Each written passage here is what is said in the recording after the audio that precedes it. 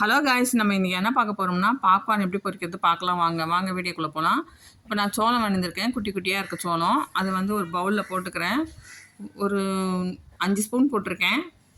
இப்போ ஒரு ஸ்பூன் வெறும் மிளகாத்தூள் போட்டிருக்கேன், 1/4 ஸ்பூன் மஞ்சப்பொடி போட்டிருக்கேன், கொஞ்சம் தேவையான சால்ட்டு போட்டிருக்கேன். இப்போ எண்ணெய் கொஞ்சம் ஊற்றி நல்லா ஊற வச்சிடலாம். ஒரு 1 ஹவர் ஊற வச்சா போதும்.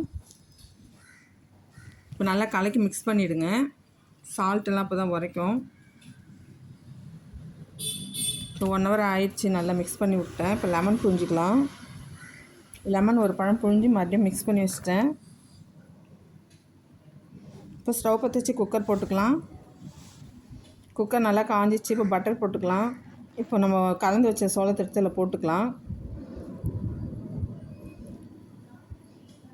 போட்டுட்டு கலந்துட்டு நம்ம குக்கர் மூடி போட்டு வச்சிடலாம். இப்போ ஓப்பன் பண்ணி பார்க்கலாம். பாருங்கள், எல்லாம் பொரிஞ்சிச்சு பாருங்கள். செம்ம டேஸ்டியாக இருக்கும். நம்ம பாப்கார்ன் வாங்குறதால பசங்களுக்கு இந்த மாதிரி வாங்கி ரெடி பண்ணி கொடுக்கலாம். பாருங்கள், எவ்வளோ பொரிஞ்சிருக்கு. கொஞ்சம் தான் போட்டேன், நிறைய வரும்.